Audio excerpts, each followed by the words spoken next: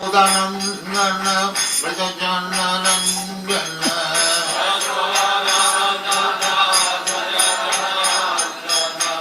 Jamuna Tira Vanachari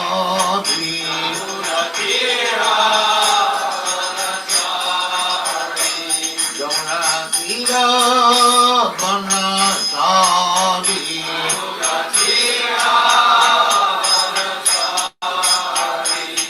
Jaya Radha Madhava Punya Bihari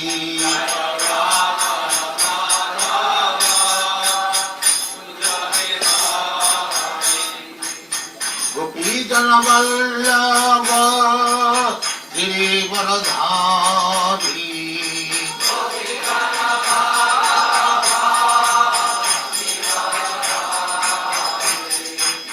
Gopijana Vallabha Girivaradhari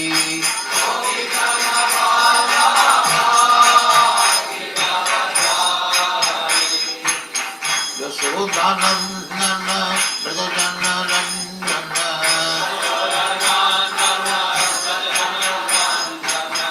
Yasodhanandana Vrajajanarandana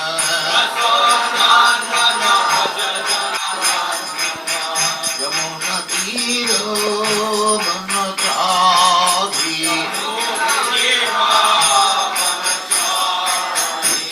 Yamuna Tira Vanachari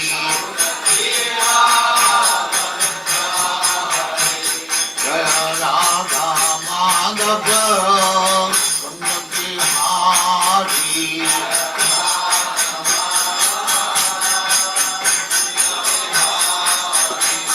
Jaya Radha Madhava Punya Bihari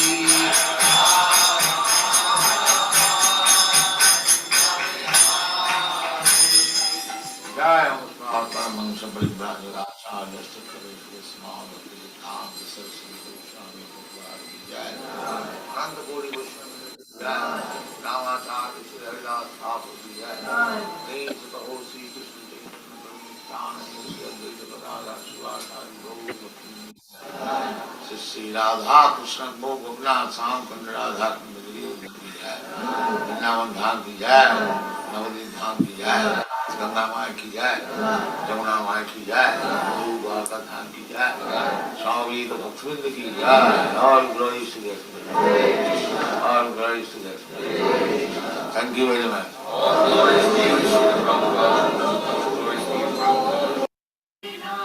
जय हो Ram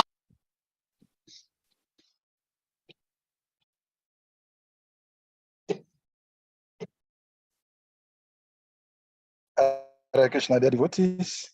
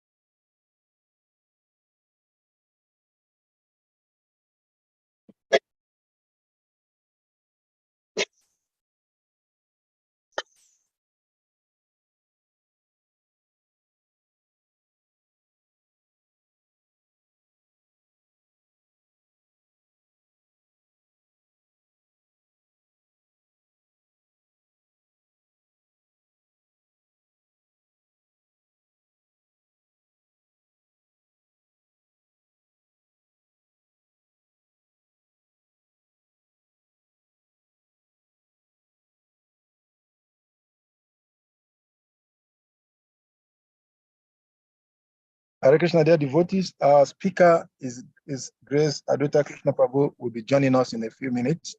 Okay, Prabhu is here. Hare Krishna Prabhu, dear, welcome.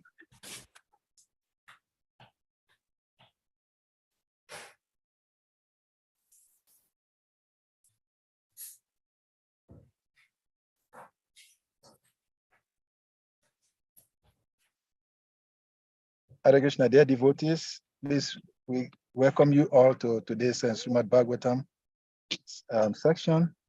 Today, we're the great fortune of having His Grace Advaita Krishna Prabhu who will be speaking with us. Today's text is SRIMAD BHAGAVATAM, second canto, chapter 6, text number 20. You're welcome, Prabhuji. Krishna, Jai Shri Hare Prabhupada. Krishna. Yes. So, Prabhu, if you're ready, I'll put the verse on the screen and Yes, then we put can. the verse on in Hare Krishna. Hare Krishna.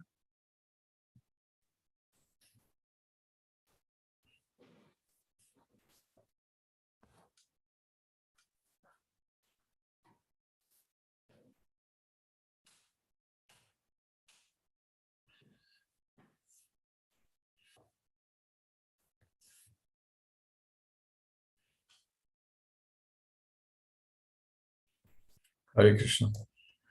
Yeah, Hare Krishna.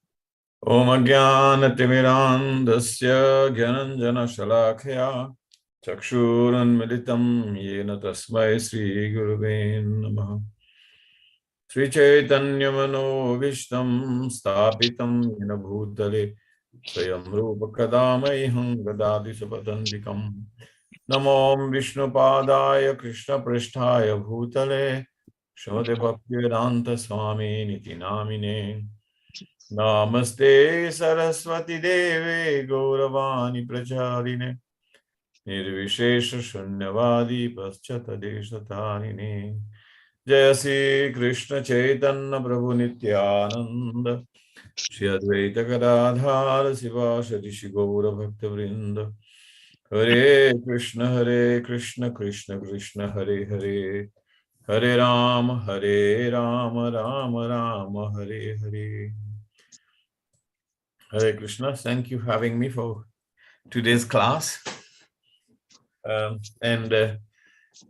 Today's readings from second canto Srimad Bhagavatam, chapter 6, the Cosmic Manifestation, text 20.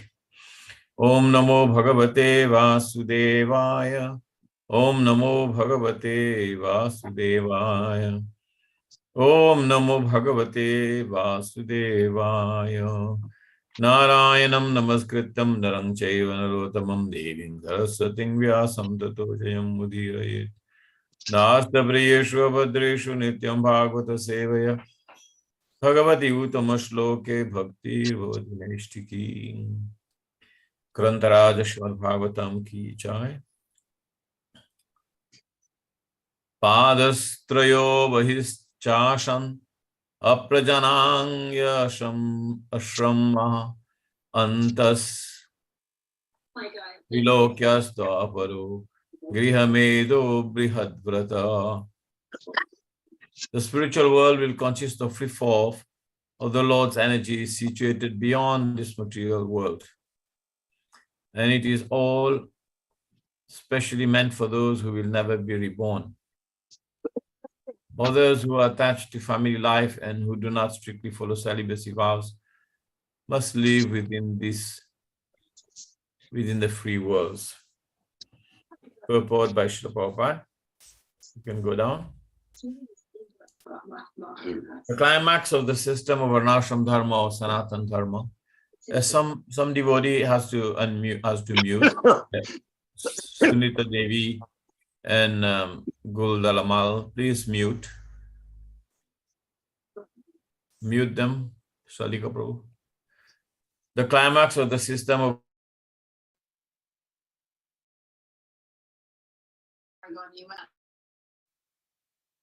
natural gas market is so drastic.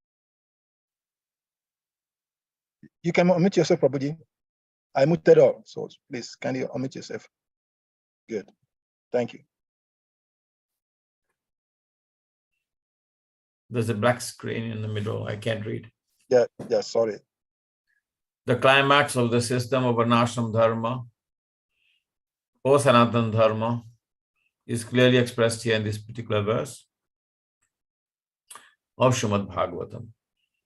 The highest benefit that can be awarded to a human being is to train him to be detached from sex life, particularly because it is only due to sex indulgence that the conditioned life of material existence continues birth after birth. Human civilization in which there is no control of sex life is a fourth-class civilization because in such an atmosphere there is no liberation for the soul engaged in the material body. Birth, death, old age, and disease are related to the material body, and they have nothing to do with the spirit soul. But as long as the body attachment for sensual enjoyment is encouraged, the individual spirit soul is forced to continue the repetition of birth and death on account of the material body, which is compared to garments subjected to the law of deterioration. In order to award the highest benefit of human life, the Varnashram system trains the follower to adopt the vow of celibacy, beginning from the order of Brahmachari. The Brahmachari life is for students who are educated to follow strictly the vow of celibacy. Youngsters who had no taste of sex life can easily follow the vow of celibacy. And once fixed in the principle of such life, one can very easily continue to the highest perfectional stage, attaining the kingdom of the free flow of energy of the Lord. It is already explained that in the cosmos of free flow of energy of the Lord, there is neither death nor fear. And one is full of blissful life of happiness and knowledge. A householder attached to family life can easily give up such life of sex indulgence if he has been trained in the principles of the life of a brahmachari. A householder is recommended to quit home at the age of 50, panchashordham manam brajet, and live a life in the forest. Then, being fully detached from family affection, he may accept the order of renunciation as a sannyasi, fully engaged in the service of the Lord. Any form of religious principles in which the followers are trained to pursue the vow of celibacy is good for the human being, because only those who are trained in that way can end the miserable life of material existence. The principles of nirvana, as recommended by Lord Buddha, also meant for ending the miserable life of material existence. And this process is the highest degree. It is recommended here in the Srimad Bhagavatam with clear perception of ideal perfection, although basically there is no difference between the process of Buddhist Sankarites and Vaishnavites for promotion to the highest status of perfection, namely freedom from birth, death, anxiety, and fearfulness. For one of these processes allows the followers to break the vow of celibacy. You go down.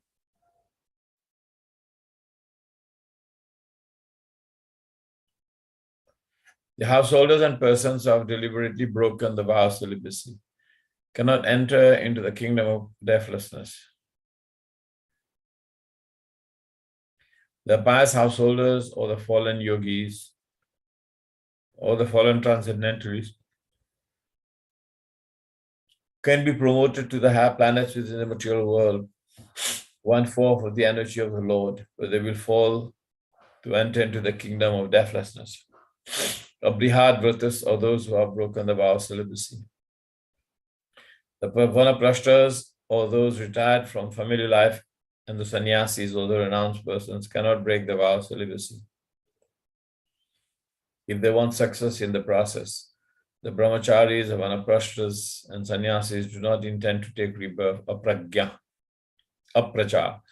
nor are they meant for secretly indulging in sex life. Such a fall down by the spiritualist may be compensated by another chance for human life in good families of learned brahmanas or rich merchants for another term of elevation. But the best thing is to attain the highest perfection of deathlessness as soon as a human form life is attained. Otherwise, the whole policy of human life will prove to be a real failure. Lord Chaitanya was very strict in advising his followers in the manner of celibacy. One of his personal attendants, Chota Haridas, was severely punished by Lord Chaitanya because of his failure to observe the vow of celibacy. For transcendentalists, therefore, those who want to be promoted to the kingdom beyond material miseries, it is worse than suicide to deliberately indulge in sex life, especially in the renounced order of sex life. Sex life in the renounced order of life is the most perverted form of religious life. And such a misguided person can only be saved if by chance he meets a pure devotee. Hare Krishna, Om Ajnana Timirantasya Gyananjana Shalakya Chakshurunmilitam Yena Tasmai Sri Guruve Namaha. Can we go up to the verse again?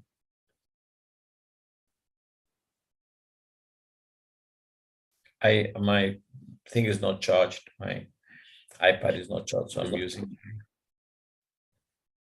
The spiritual world, which consists of free forms of the Lord's energy situated beyond the material world, and is especially meant for those who will never be reborn, others who are attached to family life and who do not strictly follow vows or celibacy vows, must live within the free material worlds. Hare Krishna. So the shackles that binds us to the material world firmly anchor us here is sex life. And sex life is bondage between man and woman. And in Srimad Bhagavatam, when Lord Rishabdev talks about it to his sons, he said it is like a double knot. And it is tied first when there's an attraction between man and a woman. And then this is a knot of attraction. And then when there's mutual attraction between the woman and the man, and then there is Shri, the expansion of family, children, and everything, it's a double knot.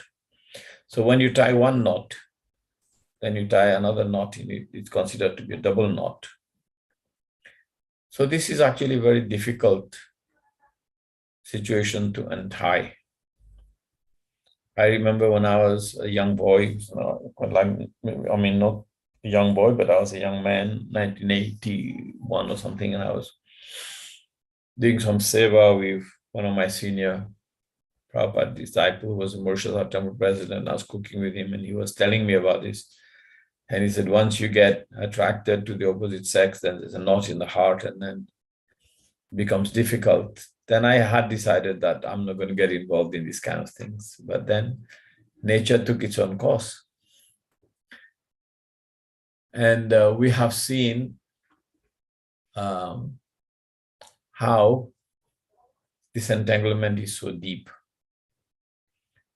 that the greatest snare of Maya is to entrap us with what seemingly is sukha, is happiness. It's actually dukkha, because it is activities in the mode of passion. Activities in the mode of passion always lead to misery. Yehi samsparshaja bhoga dukkha yunaya evati. 522, the Bhagavad Gita. But Krishna says that what we consider to be joy, that is bringing our senses into contact with the sense objects, which we consider to be happiness. Yehi samsparshaja bhoga dukkha yunaya evati. It is actually yoni, the birthplace, the womb of misery. And adi antavanta konteya. And such sense of happiness has beginning and end. And the wise, nate shura mate buddha, the wise, we do not entertain this kind of idea. So Srila Prabhupada is saying that there's a world of deathlessness, which is 3/4 of the spiritual existence of the material of the worlds, right? And this 3/4 existence is a place where people who have given up the attachment to anything to do with sex life. I was giving a class and I was studying actually the Bhagavad Gita Purushottam Yoga. And in the very first verse, it says one has to cut the attachment to this material world. And the attachment is born out of fruitive activities. And the upside down tree, which is a perverted reflection. Prabhupada says there is no tree that really goes up, with the roots up and the leaves down. And one has to find a way of cutting this tree by the axe of knowledge. And then Prabhupada in the purpose suddenly he says, yes, you can find the tree like this. It is unreal, but you just go to a lake and then you look in the reflection, then you'll see a tree that is like that. It is not really real. So, and it's compared to a banyan tree. Our knowledge of a banyan tree is a huge, big tree. But if you take from the perspective of the Vedic literatures, a huge banyan tree, banyan trees are described as trees that are celestial too, in the description of Kailash, in the 4th canto of SRIMAD BHAGAVATAM, when Lord Brahma and the demigods decided to go to see Lord Shiva because the demigods and all those who participated in the Daksha Yajna had actually offended Lord Shiva. And Lord Shiva had left the place, and Nandishwar and Bhrigu and everyone got into cursing and counter-cursing, but he had left. When he found out that Daksha had been killed, Bhrigu had been dishonored, Pusha and Bhaga and everyone, they had their teeth knocked out and so on and so forth had gone on. Lord Brahma said, we have to go to see Lord Shiva. So the beautiful description of Kailash, and the description is he sits on the banyan tree, which is 600 yojanas high and 800 yojanas wide. Now 600 yojanas high is something like 3,600 miles high, which is about 5,000 miles high. And 800 yojanas wide is about 6,400 miles wide, which would be about 8,000 or more kilometers wide, which would make it the size of Africa continent. Now that's a banyan tree that Lord Shiva is sitting under in Kailash. Now if you take that kind of a banyan tree and you are born in that tree as a jiva, and your whole existence in that tree, then it's impossible for you to get out of it and to get your way out. But what you need is the acts of knowledge. And what knowledge? Krishna says very clearly the knowledge, he says. And he says that one has to develop nirmana. One has to develop nirmana, means one has to remove himself from the concept of wanting respect. Nirmana moha. And one has to clear himself from illusion. If one is still in this illusion of this material world, that there's something of any value here, and that I can get some kind of a mana, some kind of a prestige here, then I'm actually not going to be able to get out. So he describes this concept of knowledge as becoming nirmana and becoming nirmoha and jita sangha dosa, and giving up false association. What does that mean, giving up false associations? Mean associating things in our mind, our senses, in our intellect, in our understanding, things that are unreal to be real. So he says, nirmana moha jita sangha dosa adhyatma nritya vinivritta kama. And then you have to pursue the real. Adhyatma nritya vinivritta kama. And he says, dvande vimukta dukkha samgya gachantiya mudha padamaviyanta. He said, one has to understand that this tree that is the material world, the illusion of material world, that you have to become free. Nirmana moha jita sangha dosa means you have to become free from the false prestige and illusion. And you have to become free from false association. Jita sangha dosa. And we have to understand the eternal. Adhyatma nitya. Understand the eternal. And he says, vinivritta kama. means that we have to be done with material lust. Vinivritta kama. Nivritta kama means being free of karma. When you add the word vi, it becomes like a suffix, then it's more powerful. Means that you have to be completely free of material lust. So when that's one of the things also, the Krishna is saying that you'll be free of illusion, you'll be free of false prestige. And he says in this fourth phrase, Vinivritta kama, you are done with material lust. And also freed of dualities, dvander vimukta, becoming free of dualities. Sukha dukkha samgir, and becoming situated on a transcendental platform is sukha dukkha samgir, means that you're not disturbed by profit loss, gain victory. You're not agitated either by pebbles or by gold, samalus trasma kanchana. We are not agitated by, joy or happiness, joy or distress, sukha dukkha samgir. Then we become unbewildered. But if you really go deep inside, all these points are very important. But the knot that is the hardest double knot to tie is a vinivritta kama.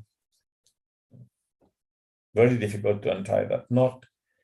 So he says, so therefore, those unbewildered, gachanti amudha, unbewildered. So Prabhupada is talking about those who are unbewildered, means that he's talking about those who completely kept the vow of celibacy. Gachanti amudha. Then he is not a fool, amudha. Padamavyayanta, they reach my abode. So Krishna is talking about that abode, that free quarter of the creation, of the existence, of the spiritual existence, of all the existence. The free quarter is actually his. And therefore, that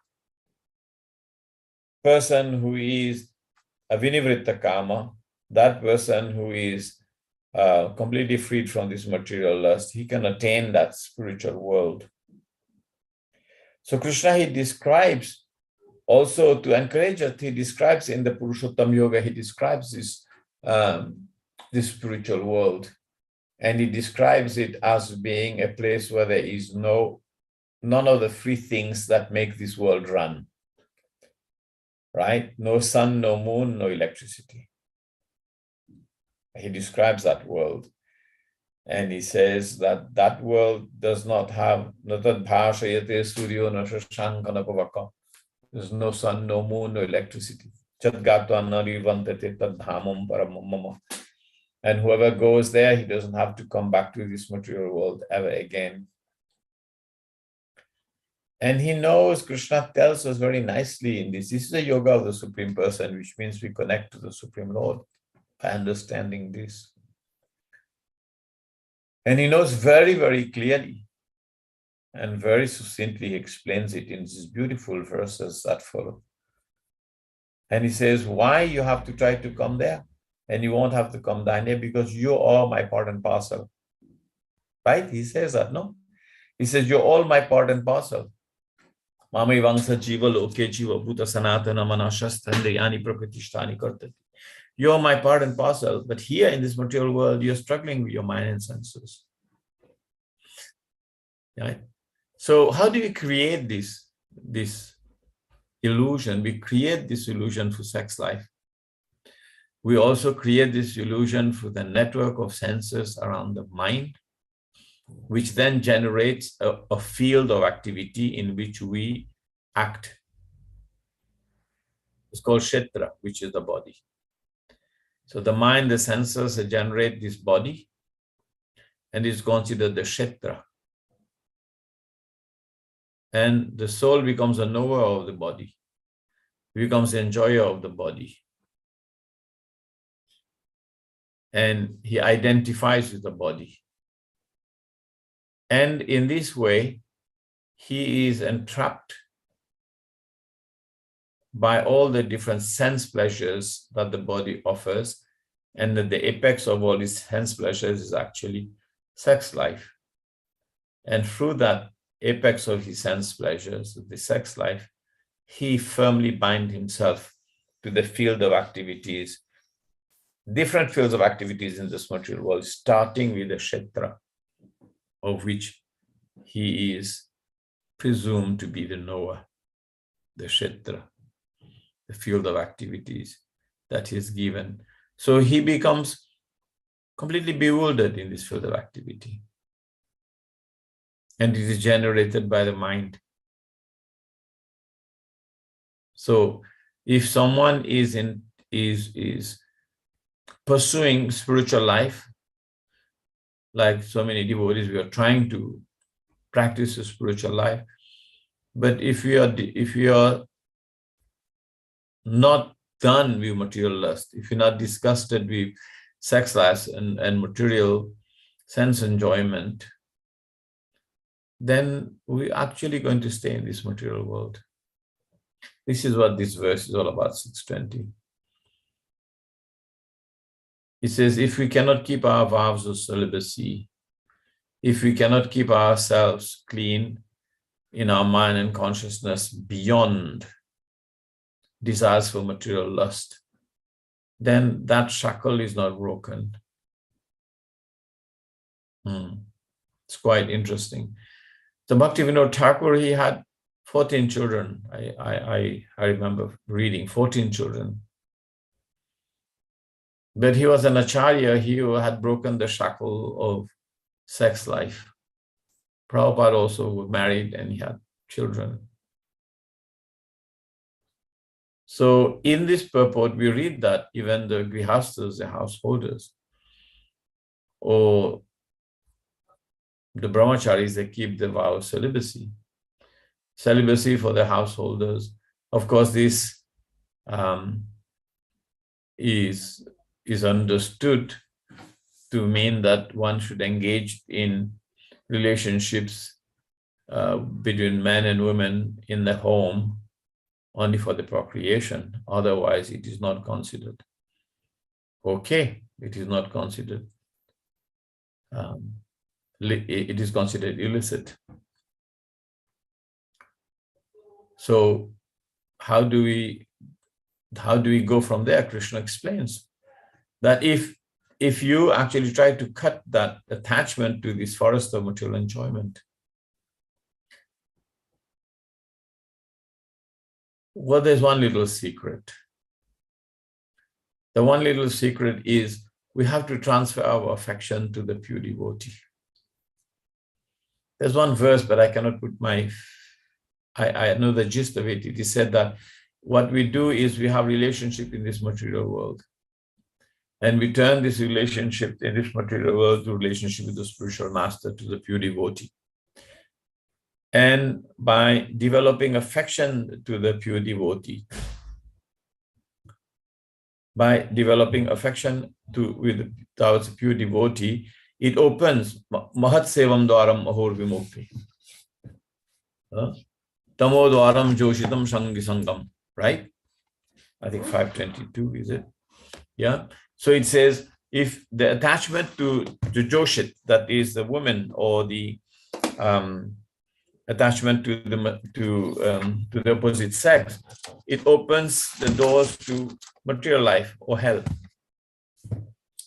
But if we develop affection for the pure devotee, then we can actually get out of this material misery. Let me get that verse. I don't have Bhagavatam, so I have to go to my notes.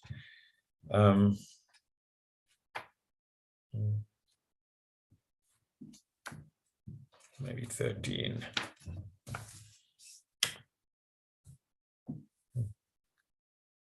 Let me get that verse. Anyone knows that verse? But this interesting verse that I'm talking about, it actually shows you the path out of it. Which of the verse you're looking for, Prabhuji? Mahat Sevam Dwaram Mahur Vimukte. Mahat Seva Dwaram Ahur Vimukte. Okay, I'll get it out for you.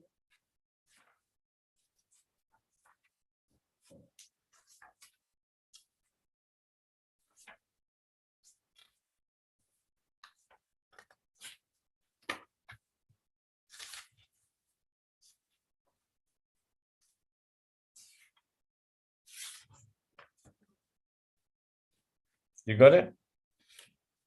Yeah, I'm getting out. Mat Sevam Dwaram Mahurvimukte. 552. I'm bringing it out. I'm sharing it now. 552. Yes. Okay. 552. Yes. I have it too. Same time as you. Mahat Sevam Dwaram Ahur Vimukte. Tamo Dwaram Joshitam Shangi Shangam. Mahantastisama Chitta Prashanga. Vimanyavo Hridaya Sradhavo Ye. So Prabhupada talks about entanglement to material life, to this world, bondage in this verse. Okay, here it is. One can attain the path of liberation from material bondage only by rendering service to highly advanced spiritual personalities. These personalities are impersonalists and devotees. Whether one wants to merge into the Lord's existence or wants to associate with the personality of God, one should render service to the Mahatmas. That is Mahat Sevam Dwaram Mahur Vimukti. So even if someone is attached to a spiritual master who is following the path of impersonalism, that affection to that person is important for him. So if one is a follower of Sankaracharya, if one is a follower of an impersonalist person, then he should develop affection and follow that person, and he will get rid of all sinful activities. Because by development of jnana, one does get rid of sinful activities. One gets rid of all karmic activities. So one will get liberation. Don't remove the verse. Yeah. So please put the verse back on. So it says, so one will get that kind of liberation. But there are two types of Mahatmas, right? The devotee and the personalist. And he said the ultimate goal is different. The process of emancipation is almost the same. Both want eternal happiness. One seeks happiness in impersonal Brahman, and the other seeks happiness in the association of Supreme Lord. Right? So put the verse back up, go up a bit. Don't change it till I say. Yeah, okay. So one should render service to the Mahatmas for those who are interested in such activities, who associate with person or fond of women and sex. The path to hell is wide open. So that's the meaning of Joshitam. Yes. Tamodwaram Joshitam Sangha Sangam. Association of women or womanizers. So there are people who are asat sangi, means associate with materialistic people, associate with women, or sangi sangi, those who are associated with people who are fond of women, right? So the difference is here, this is a verse that shows both pravritti and nivritti. It shows both the path of entanglement and the path of liberation, right? And he says most important point in this verse is not that you get completely messed up with karma and lust, but what says Mahat Sevam Dwaram Mahuri Mukte. If you transfer your affection of material life to affection for your spiritual master, affection for a pure spiritual personality, even if the spiritual personality is an impersonalist, then if you're following impersonalist path, it will open path to liberation. Quite amazing. So powerful it is. Even if that person is an impersonalist, that means that impersonalist also can get out of this material life if they give up sex life, if they give up the association of the opposite sex. What to speak of devotees? What to speak of devotees? So he says, because they're both seeking Brahma Shokyam. The impersonalist is trying to get eternal happiness, and the personalist, the devotee, also trying to get happiness in serving the Supreme Lord, right? But the qualities are different, but the entanglement is the same. Joshitam Shangi Shangam. So they have to become unattached to house, wives, children, friends, and wealth. So this is the teachings of Rishabh Dev to his 100 sons, this most senior being Bharat Maharaj, who will become the emperor after him and who will retire after 10,000 years. And then he is the same Bharat Maharaj who will go to the forest and he will try to perfect his spiritual life, and then he gets attached to as silly of things as silliest of things as can be to a deer, and he loses the chance for emancipation, for spiritual, going back, for getting spiritual perfection, because you get attached to a deer. So the verses that follow is very interesting. He says, Nainam brahmate kurute vikarma yadindriya pratayaya pranoti nasadu manye yatatmanoyam ashanapi kleshada asadeha. So he says, when the next one, 554. Yeah, he says that when a person considers sense gratification, yes. When a person considers sense gratification as the aim of life, he certainly becomes mad after materialistic living and engages in all kinds of sinful activities. Right? So what is the basis of this material life? It is sex life. So it becomes pramada. Right? Nunam pramate kurte vikarma yadindriya pritayaya pranoti yasadu manye atmanoyam. Yeah, he says, Ashanapi kleshadasadaya. He does not consider such actions befitting for those who lead a temporary body, but we give suffering to the jiva who actually has no connection with it. So intelligent men, they do not want to engage in act of sense gratification, because what it does is, again and again, Ashanapi kleshadasadaya, he will just get material body. He will just get one material body after another.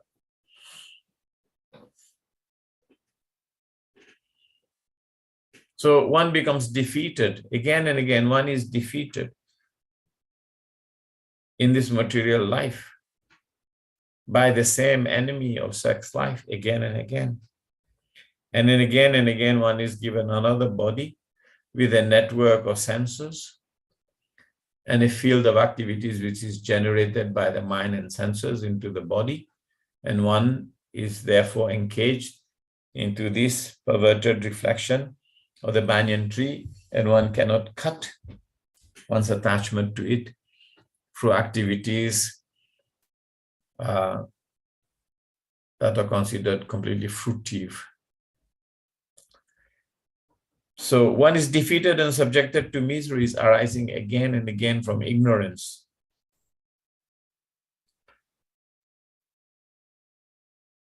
Simply because one is moving from one body to another. So this is a shackle, Maithuna Agara. This is a shackle, the double shackle. These verses are very powerful. I think Prabhupada explains how it is the sexual attraction between male and female is a basic principle of material existence, and it's a double knot of sorts. How? He says, Pumsa striya maithuni bhavam metan. If I remember, Tayor mithorideya granti ahu aho grihashetto sutapta vitir janasya mohoyam ahamameti. The sexual attraction between male and female is a basic principle of material existence, and it's called a double knot in the heart.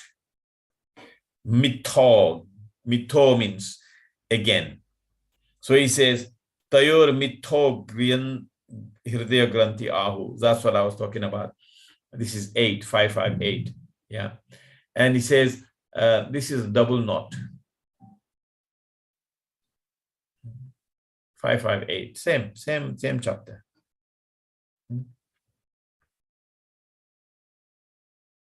Yeah, there it is. Tayo mitho. Between one another. So first there is attraction between male and female. That is one knot. And then the reverse attraction, which means the reciprocal reaction. Vishwanath Chakravarti explains it as a double knot. And then he says a knot of the heart. So there's two hearts, so there's two knots. One to your own personal attraction for sex life, and then another one because the other person reciprocates attraction. So it's considered Hridaya Granthim Ahu. And Vishwanath Chakravarti calls it a double knot in the heart. So because it creates a double knot, impossible to break open. So unless the affection that we have, so there's a very beautiful chance also, no need to talk about the negative all the time, but because the positive is many devotees are married and many devotees are grihasthas and many devotees are serving the spiritual master and the pure devotee. So best is to try to develop that deep affection for spiritual master. If you develop a deep attachment, deep attraction to the lotus feet of the spiritual master, and if you're lucky enough to find a spiritual master who is very sober and sincere and who is of a high caliber, who can attract, you know, the affections in our heart, and we attract us with his love, and we also can develop love for him, then Mahat Sevam Dwara Mohar Vimuktis, then we can be freed, we can be liberated. That is a chance. That is a chance. So this creates a double attraction. And then there is attraction for body. Then there's attraction for home. Atho griho shetra sutapta viter. Sutta, children, relatives, and viter, wealth. And then in illusion, one thinks me and mine. Me and mine. Actually, the illusion of mine is deeper. Mameti, it belongs to me. I am the body is a preliminary Maya illusion. But this is mine, is a deeper illusion. The mind, the deeper illusion.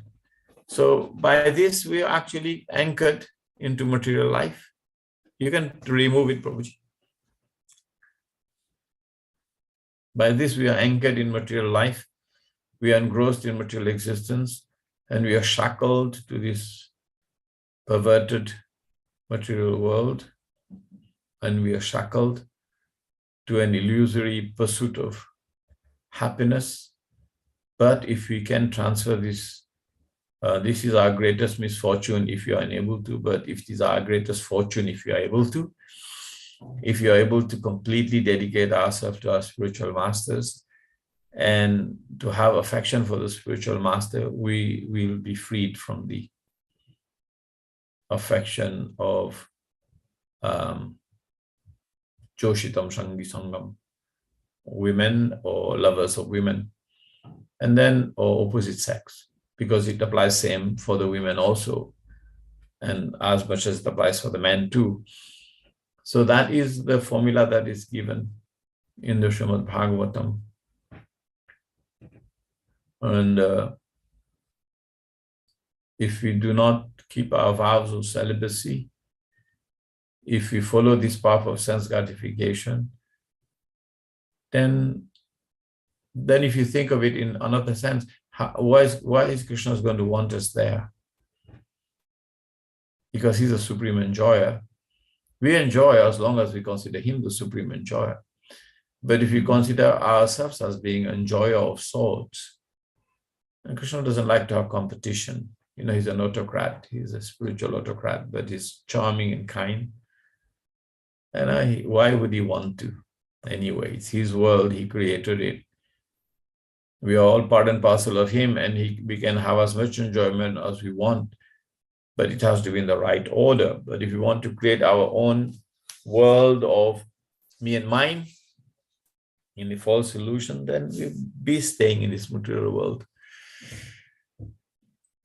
Even Prabhupada is very realistic in the purport, and he says that, okay, if the devotees of Krishna, if they're devotees, then at least they'll go back to the heavenly planets. They'll go to the heavenly planets. You go to the heavenly planets because there'll be unsuccessful yogis, unsuccessful grihasthas. Then they'll go to the heavenly planets, enjoy and then come back. But then again, Ashanapi Kleshada Asadeha. What does that mean? Ashanapi Eshadaka. It is a network. Ashanapi Kleshada Asadeha is like a cycle. You'll be given again another material body. So you'll be quitting one body and get another body, quitting one body and get another body. And this will be giving suffering to the jiva.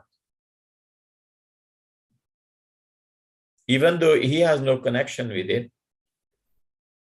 Interesting, no, the way Prabhupada puts it, the jiva has no connection with it. It is a false imposition that the jiva is a body. It is a fake, illusory concept, but the jiva suffers because of that fake, illusory concept. I'm the body, me and mine, I'm enjoying. And then you go on and take this just because of sex life. This is the gist of this purport. And the solution is develop love and affection for the spiritual master. Thank you. Hare Krishna. I don't have much realization in this subject matter, so how can I speak much? Srila Prabhupada ki jai, Grantaraj Srimad Bhagavatam ki jai. My friends are here and devotees are here, they can. Thank you very much, Prabhuji, for a beautiful, wonderful class.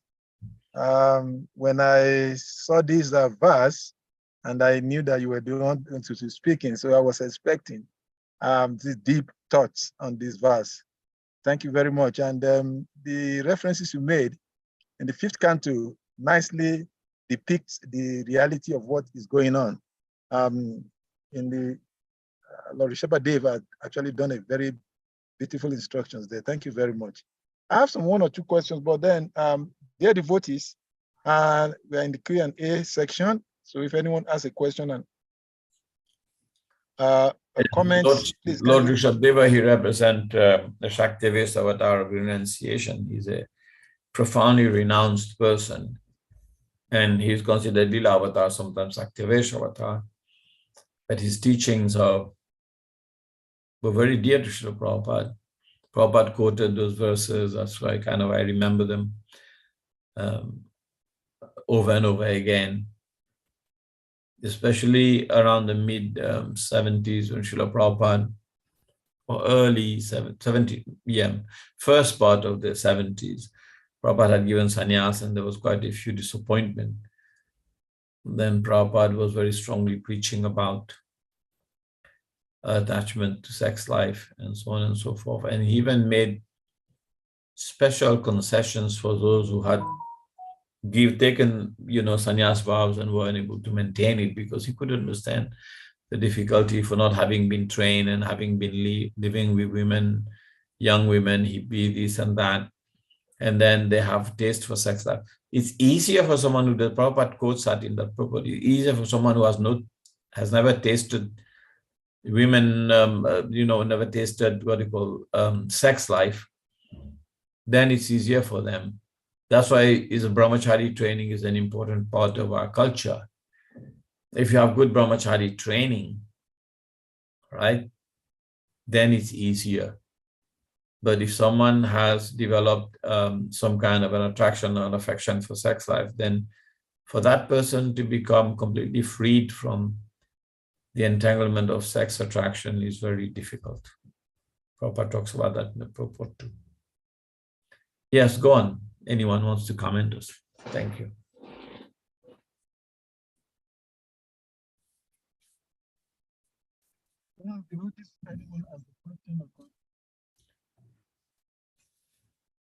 Yes,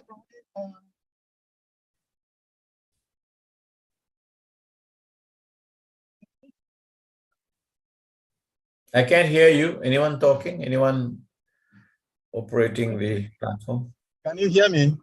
Yeah, I can now. Okay. Yeah. Sex life. Nicely described by this verse. And I'm just reflecting.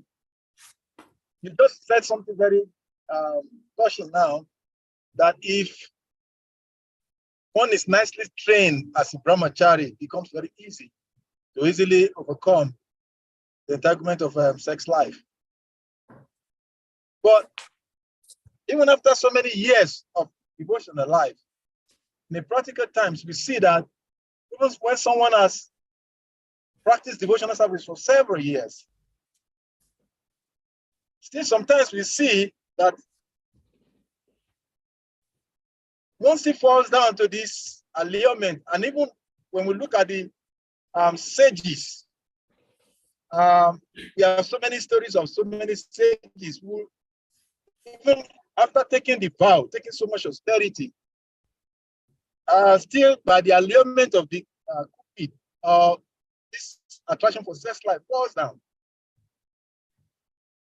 Even when they know the process, when they have the association of the spiritual master.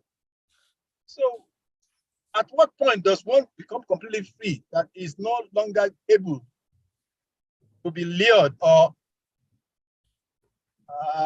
fall into the snare of illusion?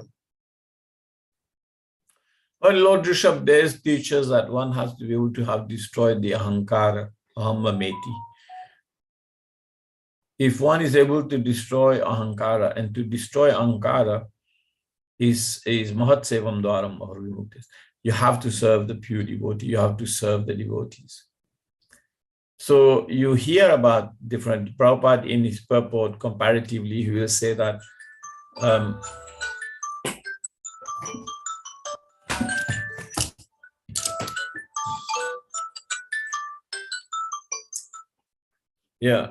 Prabhupada in his purport, comparatively, he speaks and he says that, yogis are unable to, but the devotees can. Why the devotees can? Because they serve the pure devotee. So in the instructions that follow from Lord Rishabdev, one of the first things Lord Rishabdev again says that the path to liberation is actually, he says, Hamse Guru Mai Bhaktya Vimrityam. He says one has to follow very, very sincerely the order of the Guru. One has to serve the spiritual master. And one has to be detached from matter, tolerate dualities. So it is again the same thing that is Krishna is repeating in Bhagavad Gita. Vinivritta kama donder mukte dukkha sukha samgyer. So you have to be completely free of lust, and you have to follow a path of freedom from dualities, realizing the miserable conditions of life. And it requires introspection. It requires actually good introspection. And one has to really look inside and he says, am I being disturbed all the time by different things, or I'm okay? Right? And one has to also, perform spiritual austerities. So how do you break that? Spiritual austerities, being introspective, being good company, being in the association of pure devotees, seeking the association of advanced personalities, right? Mad bhakta anugrahat, associating and developing attachment to my devotees, Krishna says. So it's the solution. It's a solution. But to be able to develop a good sense of wanting to, associate devotees, one has to give up ahankara. So what it creates is ahammameti. One doesn't have to consider himself important. One doesn't have to identify himself as being an important devotee, an important person, a temple president, a GBC, a guru, sannyasi, this, that. One has to actually be done with these kind of designations.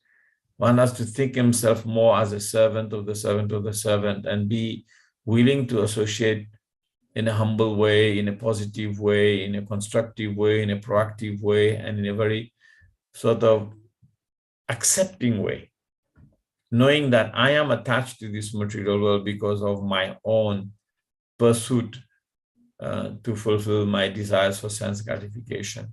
And if one does not realize and kind of analyze this and think that this is a reason for my being in this material world, then that person is truly a fool. He's truly a fool. And, develop a positive sense of give up all the different upadhis, give up all the different designation. I am this, I am that. and just be a humble servant of the spiritual master, willing to associate and serve wherever it is possible, however it is possible, then only we can give up this vinivritta kama. This is, and it requires that kind of mindset, it requires that kind of pursuit, it requires that kind of, doubling down on yourself. That's the right word, I think, doubling down on yourself. Just say, no, I don't want this. I get this kind of sentiment, I get this kind of feeling of sense of wanting this. I am something, I'm not recognized, I'm somebody, I am this, I am that, I have some standing. All these things have, these are false association. Dandeir vimukta sukha dukkha sangir. You have to be free of this false association. And then we can become vinivritta kama. And then we can attain the free quarter of the other world. We have to double down on ourselves. We have to become introspective and say, no, not this, not this, no, not this. This, yes. So then you can actually get rid of.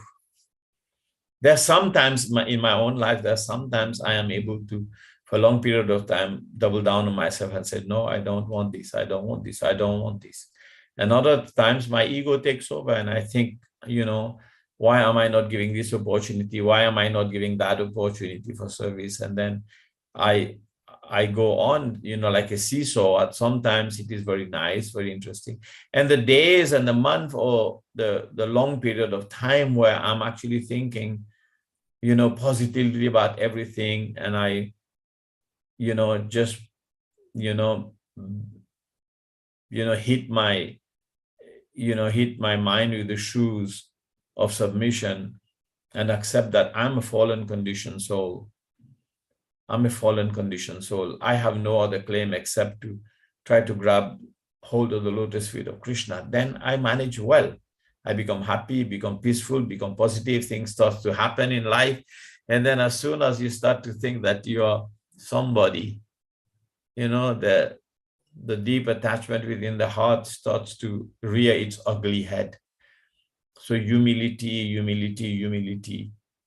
and not thinking of ourselves of any value of any position, and just being a humble servant, then we can do away with this material lust. I don't know whether I'm answering your questions. Anyone hearing? I'm not getting response. The Ganga Prabhu is here, and Varaha Prabhu is here, and Kavi. Everyone's got the thing on, the posters on. I'm only one with the video on. Attentively listening to you. Very well. So if you have no questions, we can leave. Or if you have questions or comments.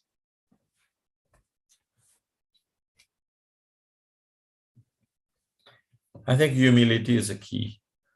Serving Guru and Krishna in humility.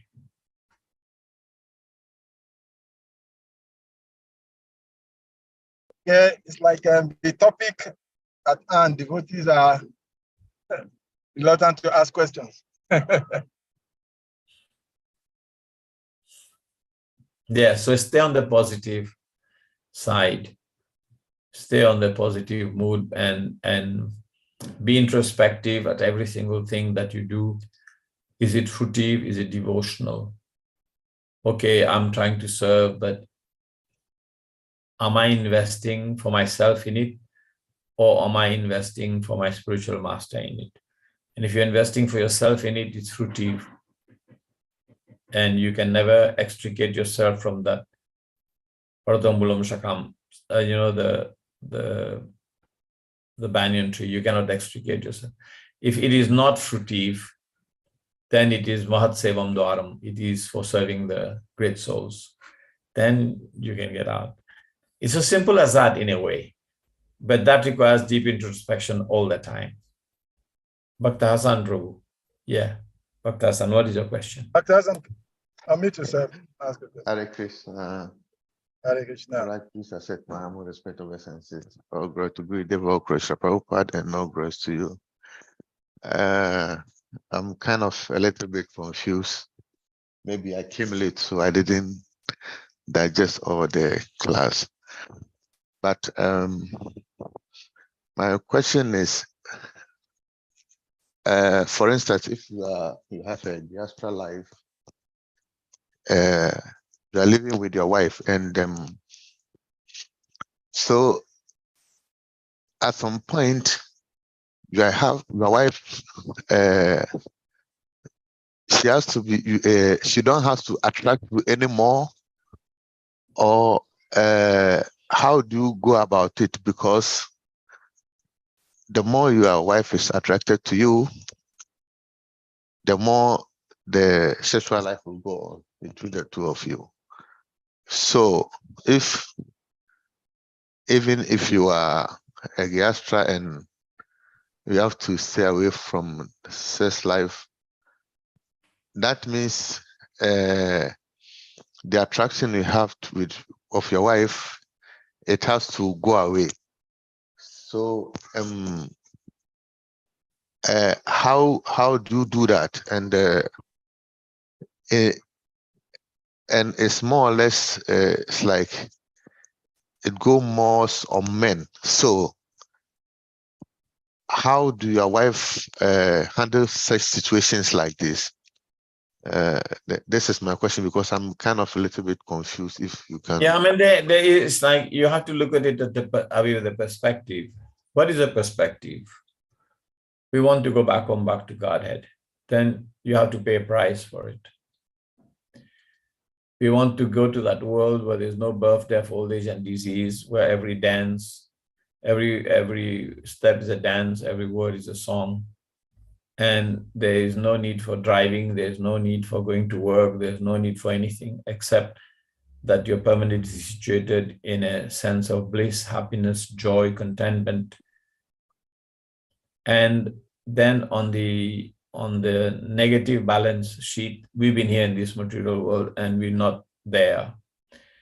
And we've been in this material world because of that one thing, sex attraction. So what is the confusion then? So either if we understand that, then if you want to go to that free quarter of the world of the Lord's manifestation, where there is no birth, death, old age, and disease, then we have to give up sex life. And in the spiritual world, there are families, but there's no sex life. So that's a very interesting concept. And they are men and women, and they are not attracted to each other as much, even though they are companions and in Vaikuntha planet, but because the attraction for the Supreme Lord is higher. So we can talk about all the negative things, but what I'm saying is one has to keep the vision of eternity. One wants to go back to Godhead, or one does not. If one wants to go back to Godhead, then one has to keep that vision,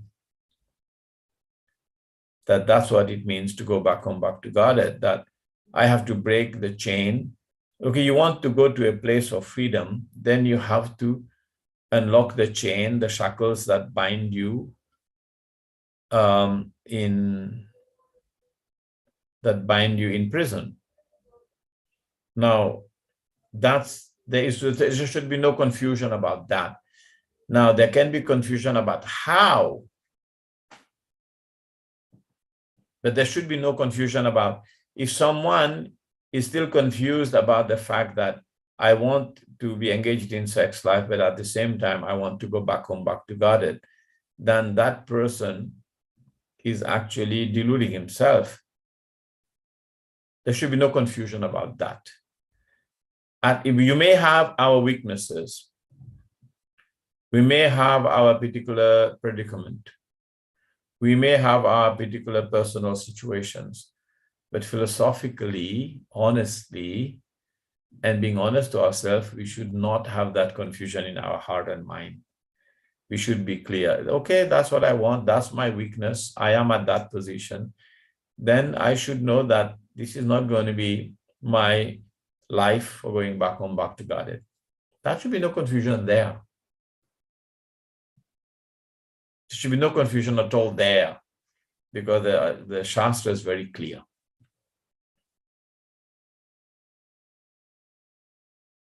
So what is the confusion then, Hassan? What confusion is there? Yes. The details of your relationship, the details of how you carry yourself as a devotee, that's really up to you. But if the vision is clear, where is the confusion? Thank you very much. Yes. Okay. I understand you completely. But what I was trying to say is that, yes, how for instance, is two parties, you and your wife, and maybe you you can accept that. And what about if the other party does not accept that? I'm just giving an example because it was beginning to sound to me that then we shouldn't have married at all, so that we don't, because as a devotees, we have to follow your spiritual master, the instruction. Yeah, I mean, each one's personal situation is very individual, and you need counselors, and you need, once your vision is clear, then you can find a path, a way out of a situation that always very confusing for everyone. And then you can clear a way out. The best thing is to be understanding of the opposing party, or the complying or non-complying party, or you have to have discussions, you have to have advisors, you have to have friends.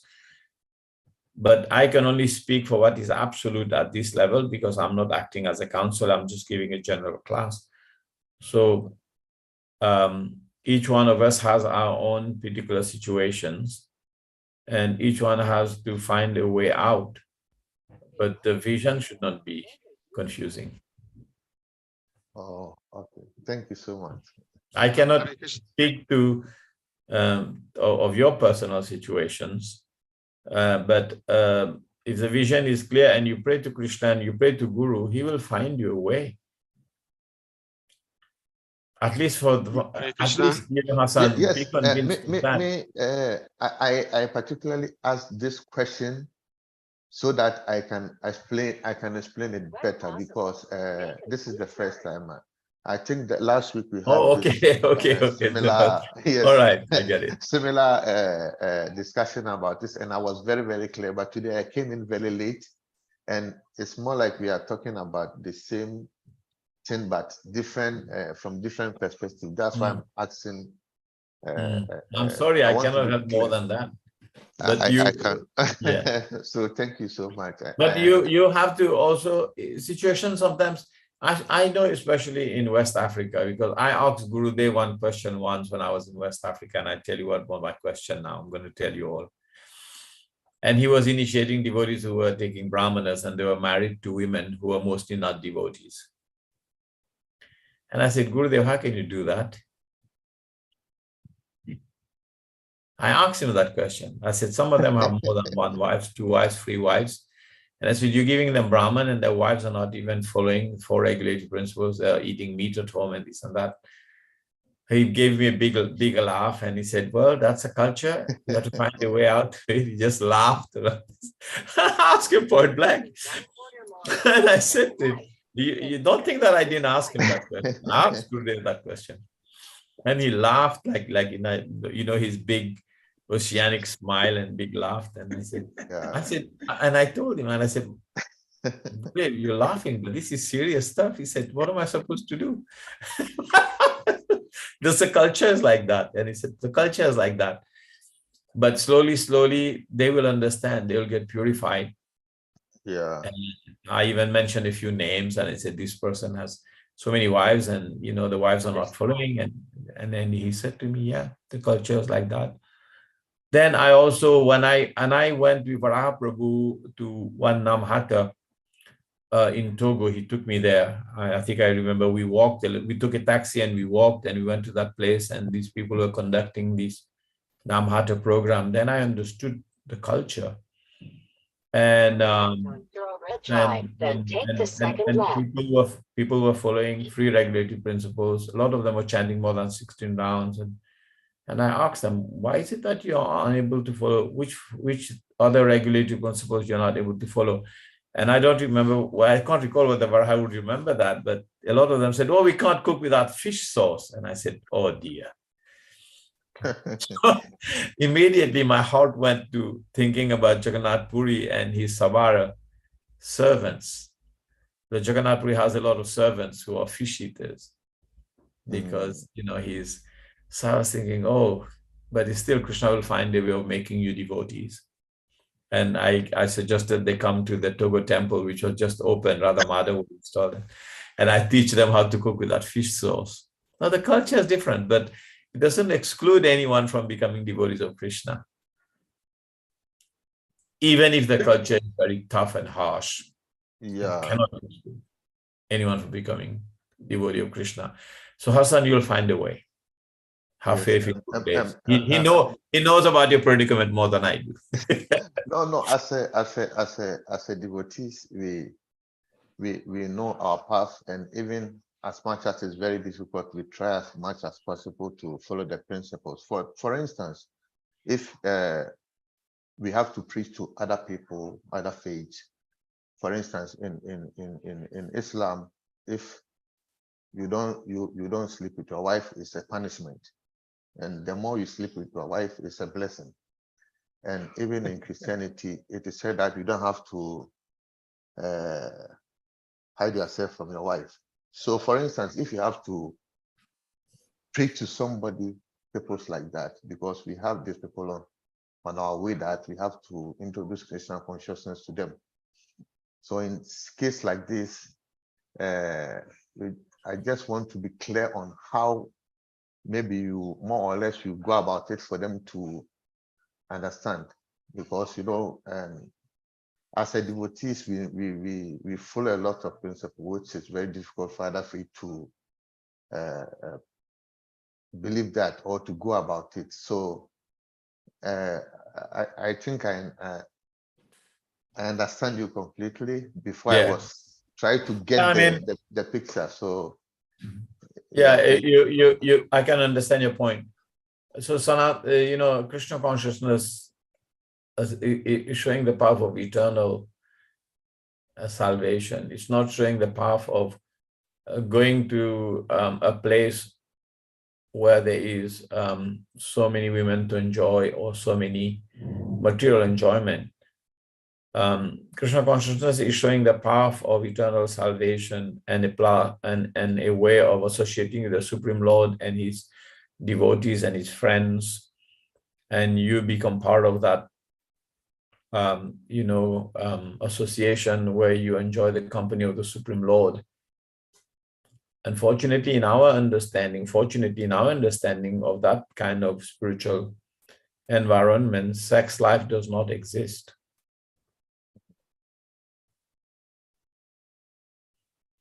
So if that kind of understanding where sex life is part of the spiritual, it's part of the religious, I would say, belief, and that could be a different region of some different planets, but it's certainly not the planet where Lord Krishna is a predominant deity. Yes, thank you so much. Thank you. Thank you. Thank you very much for the beautiful questions and sharing. Thank you very much, for that beautiful answers.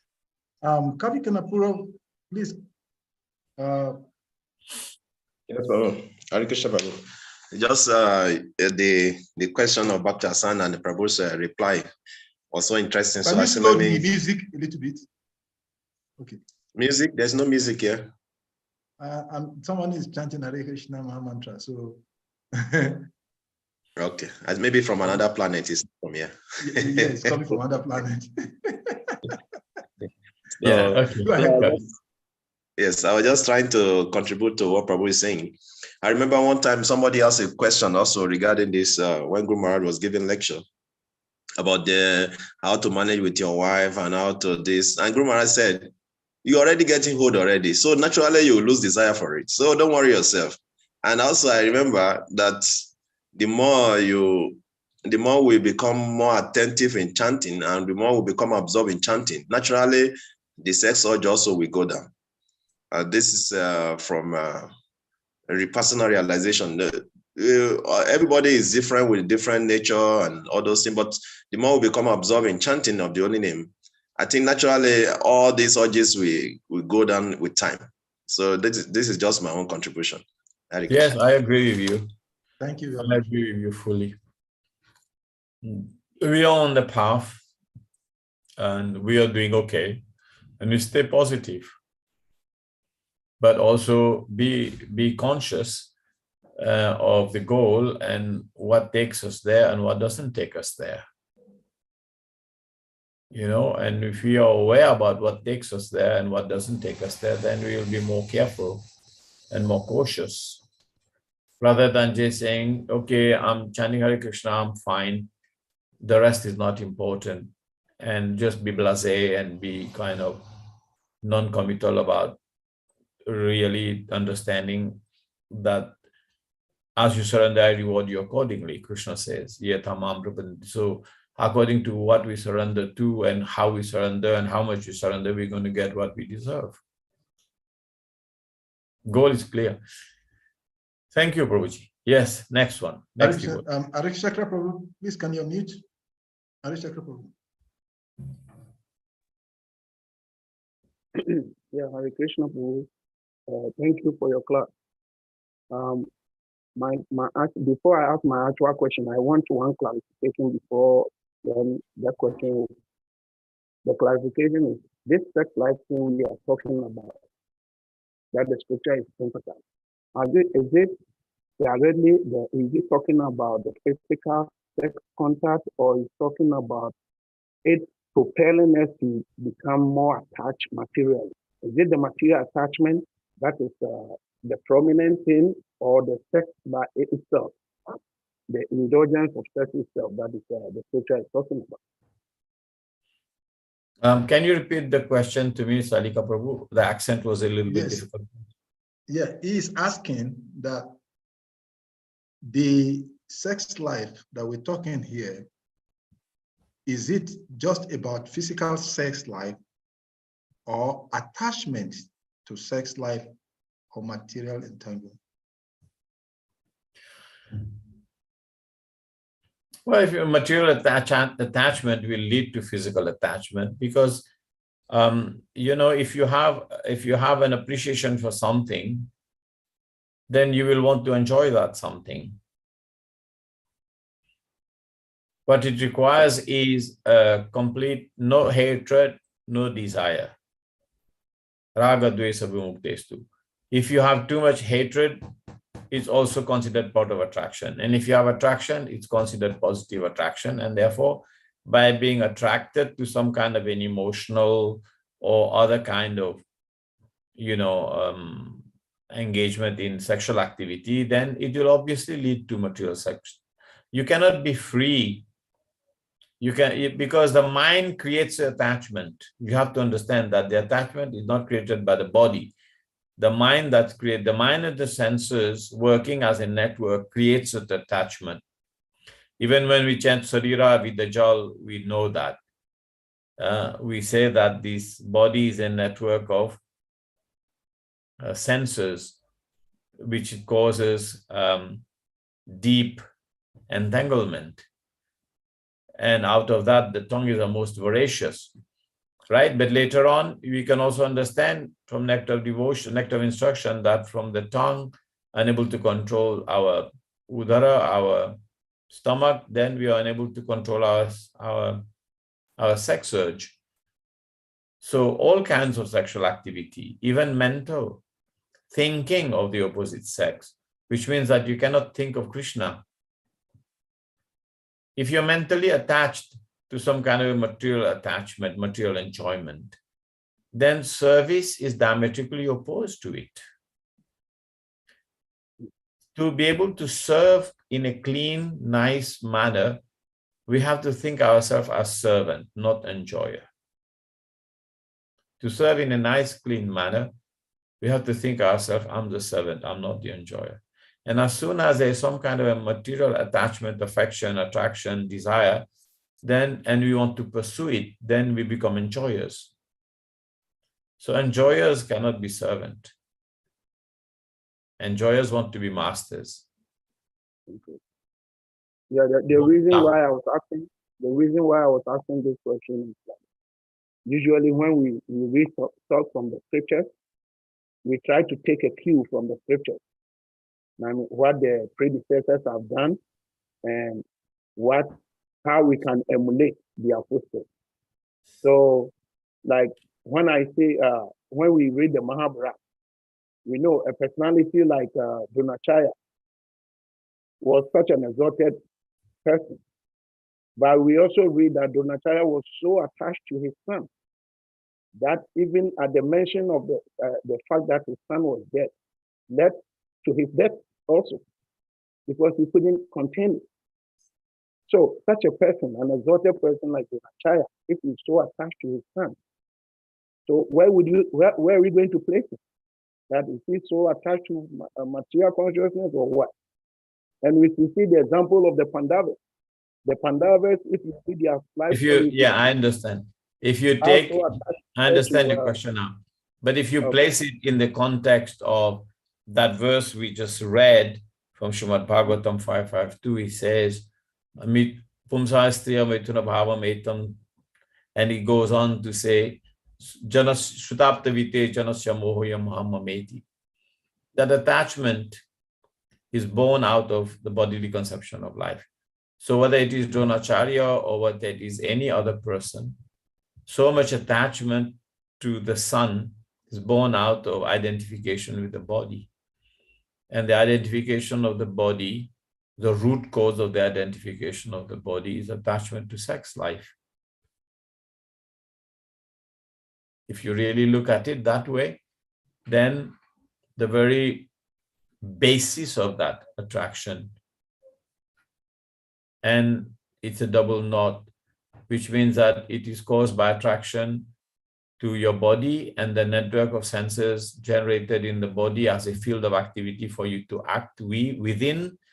And that includes the most apex of attraction is sense, sex, pleasure. And then from there on, attachment to Janasya, Sutapta Vitir Janasya Mohoya Muhammaditi. Sutta means son, Apta means relatives, Vitir means wealth, Griha, Kshetra, so house, home. So it may sometimes look polished, even if it is in the case of Dronacharya, even if in the case of other great personalities. But the Bhagavatam explains that the very basis of all this attraction is sex life. And Bhagavad Gita, the verse I read, 15:6, he says, Vinivritta kama, become free of lust, kama, material lust. So you see, it's a very simple theology. We want prema. Prema means we want to live and develop a relationship on the basis of our soul, a relationship with the Supreme Lord. And we engage our senses in the service of the Supreme Lord so we can experience from sadhana bhakti to bhava bhakti, from practice, regulative practice or devotional service under guidance of the spiritual master, which is sadhana bhakti, to develop bhava bhakti, where we have emotional affection for the Lord.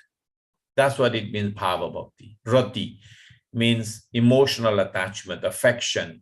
Sneha means affection. And we want to develop prema, or the preliminary stages of prema, love of God, is bhava.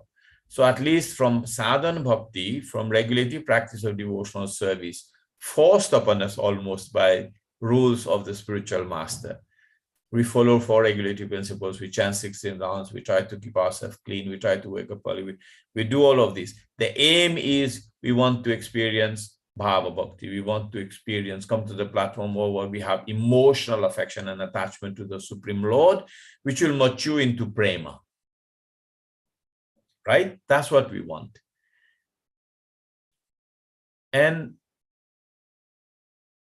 on the opposite side, kama rati, attachment for material affection, attachment for material enjoyment, affection for anything to do with the material body, is a counterbalance.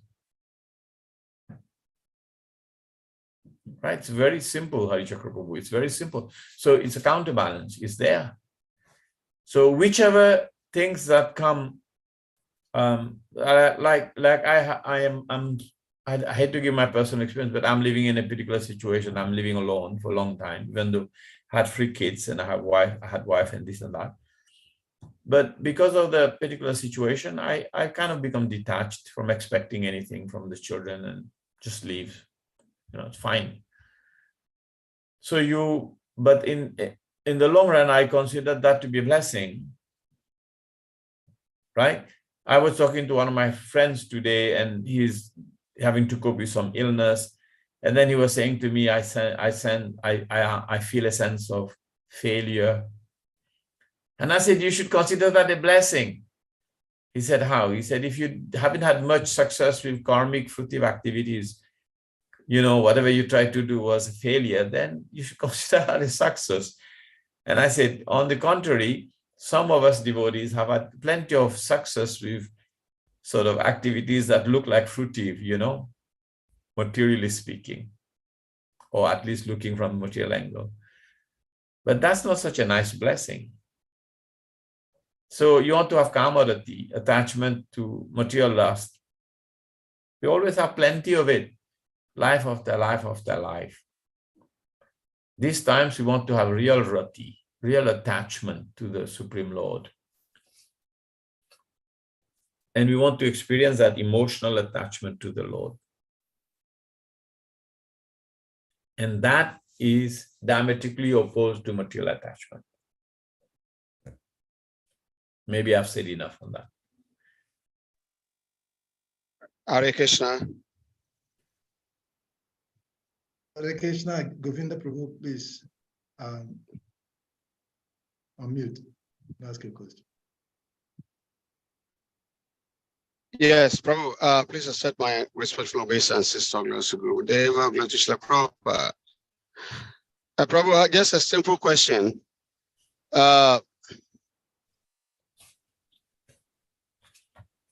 Is there a possibility for a Gehasta to remember Krishna at the point of death? Yes, you can remember Krishna at the time of death, and he will be given an opportunity to go and perfect his life. You know, it's always possible to remember Krishna at the time of death, because if you serve sincerely and you've been honest, the idea is, Krishna explains in Bhagavad Gita, in Srimad Bhagavatam, in Divinity, Divine Service, 1st Canto, 2nd chapter,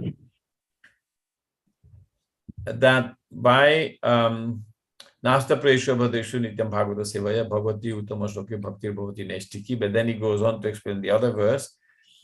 He says, Nasta Presha Bhadreshu, no, he says, Abhadrani Vidunoti Suhit Satam. I don't know how it starts. There's so many verses in my head. So he says, Vidunoti Suhit Satam. He said, one has to be Satam. One has to be honest with himself. If one is honest in his approach to Krishna consciousness, honest with himself, introspective, understand himself well, and knows his failings and is completely surrendered to the Supreme Lord, and understand his situation, and he prays sincerely over and over again to the Supreme Lord, and whatever pain and suffering he gets, he considers that of his own doing, and he carries on offering obeisances to the Supreme Lord, thinking about his position as being not so exalted but fallen. It's humility, right? Tattenu kampam susamikshamaну bunjaya vatmam kritam vipakam idvag vipavir vadandan namaste. What does that verse says in 11th or 12th canto? It says, one who accepts his lot as his own doing, his own karma, and constantly prays to the Supreme Lord and carries on offering obeisances and praising the Supreme Lord with mind, body, and heart, Harit Vag Vibhuvir, right? And he accepts his position. I'm fallen, my dear Lord. I am who I am, but I'm trying to serve you. I'm trying to chant your holy name. I am who I am, but I know you as my Lord and Master. I don't know anything else. I don't desire anything else. With all the heart, with all the mind, with all the body that I have, I offer you obeisances every day, and I think myself, oh, you know, all the sufferings and all the pains and tribulations I undergo, as my own doing, I blame no one for it. But I will keep coming to you and paying you obeisances. Krishna says, to such a person, the spiritual world becomes his rightful inheritance. Whether brahmachari or gihastra. Says to that person. Yeah, I mean, to that person, that means it can be brahmachari or gihastra. Yeah, but because yeah, you see, I asked the question. He because, doesn't wait. He doesn't say yeah, to this person or to that person. He said to that person. Okay. Constantly pray to him. So Krishna is not qualifying you. Why are you qualifying yourself? Krishna is qualifying you as is qualifying you as a person to be offer him obeisance. Yeah. Yeah. Thank you for the answer. That. And be who you are without pretension, and do not blame anyone for any of the troubles you ever get. And whatever situations you are put into, most important thing is whatever situations we are put into, we bow our head down. Krishna, I'm sorry. The situation I'm in right now is my own doing. Right? It's my own doing. And it's no one else doing. You know, if I'm unable to do as much service as I want, you go up a bit. Yeah, yes, this is addressed. Yeah, I asked the question because it is true. Probably all your presentation is a fact. You are not just speculating. You are not speaking your own mind. You are giving us what is in the scriptures. But Krishna has also given us, especially in Kali Yuga, the alternative is to chant the holy names, to chant his holy names. And he has given us a very strong assurance in the Bhagavad Gita that whoever remember me at the point of death comes to me. That without fail, I promise you. Yeah, of course. And so the idea is to cultivate Krishna consciousness, to be conscious of Krishna under all circumstances. Yes. Always think of Krishna and never to forget him. Okay, I'll tell you one. The way we are. Yeah, I get it. I get it. Let me add, rigid. I get it. Let me add one thing to it. Madhura Kadambini very clearly says, if you chant the holy name of Krishna, every day you chant the holy name of Krishna, and we do offenses, then when we do offenses, we don't get the full mercy of the holy name, even we chant the holy name of Krishna, because the holy name is not happy with us because we do offenses. You understand, Govinda Prabhu? So the holy name is withholding offenses, withholding its full mercy. So just like Ajamil, he remembered the name of God. He remembered the name of God. He remembered Narayan, but he remembered his son, but he called out Narayan. But he called out the name of God without thinking about God. And throughout his life, even though he was a sinful wretch, he was a successful devotee Brahmana in the beginning, and then he got messed up, and then he went into a hellish whirlpool of sinful activities and doing so many nasty things. But the one thing that he was not, and this is very clear in Shastra, he was not offensive. So when we always talk about chanting the holy name, then we always have to remember that one thing, because like you said, Krishna has given us chanting the holy name. The Prabhupada has given us reading the 10 offenses every day. That goes very well. Right? So Krishna has given us, so it's like you cannot dissociate the one from the other. So in fully understanding the value and the importance of chanting the holy name, which means also chanting the holy name without offenses. So when Krishna says, one who remembers me, if you chant his name, you remember him. And if you remember him, it's because you're most attached to him. Right? So the holy name withhold mercy, even though you may be chanting the holy name, if you are doing offenses to the holy name. The Nam Prabhu does not give you full sort of glory of the holy name in our lives, because if you're doing Nam Aparad. So we should practice chanting the holy name, and to be able to stop Nam Aparad, there's two things. We have to become humble, yeah. But the other thing also is we have to carefully avoid the offenses. And if you become a little bit lethargic about the offenses, then you know what it becomes? It becomes doing sinful activities on the strength of the holy name, even you not knowing it. If you keep saying, it's okay, I'm chanting the holy name, doing a few mistakes here and there, then when it becomes deliberate, then it becomes a 7 offense, which is considered one of the most serious also, performing sinful activities on the strength of the holy name, or deliberately doing offenses, or inadvertently or uncarefully, or without care doing offenses, and then saying, it's okay, I'm chanting the holy name. Then that becomes those sinful activities gets turned into aparad, gets turned into offenses. And that becomes a serious thing. You may lapse a moment or two, you may do a few little silly things in this and that. But once you bring in, I'm chanting the holy name, so I'm going to be cleared. That becomes serious. Because that becomes as serious as Namnami Papa Buddhi, 7th offense. You have a hellish mentality of wanting to clear your sinful activities with the holy name, which is actually very offensive. So always think about, Krishna told us to chant the holy name, Prabhupada gave us the holy name, which is very powerful. But at the same time, chant the holy name, Trinada Piswinichena, Torurapi Saishnana, in a humble state of mind, thinking oneself lower than a straw in a street. One should be more tolerant than a tree, devoid of all sense of false prestige. One should be arrayed before respects to others. In such a state of mind, one can chant the holy name of the Lord constantly. The humility.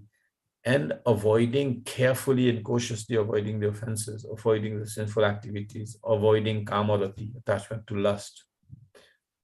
It goes together. I need to stop. Rasavan Prabhu, nice to see you.